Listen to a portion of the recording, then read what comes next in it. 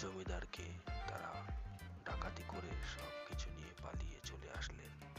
কিরে, ওখান থেকে বেশ ডাকাতি করে নিয়ে এসে বেশ ভালোই হয়েছে, বুঝতে পেরেছিস? কি আর বলবো, বেশ ভালোই ইনকাম হয়েছে, তাই না রে বল্টু? আর তো কি করি কিছুই বুঝতে পারছি না।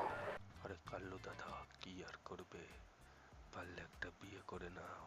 ঠিক আছে, তোমার এখন বিয়ে করার খুব দরকার। আমার তো তাই মনে হচ্ছে, একা থেকে মাথায় খুব চিন্তিত। আরে কি সব বাজে কথা বলতেছস, বলিস না কাল্লু দারে। মাথা খারাপ না, না মাথা কেন খারাপ হবে সেটা আমি ভালো করেই জানি। কাল্লু দাদা এমন মানুষ না যে আমাদের উপরে রাগ করবে, বুঝলি?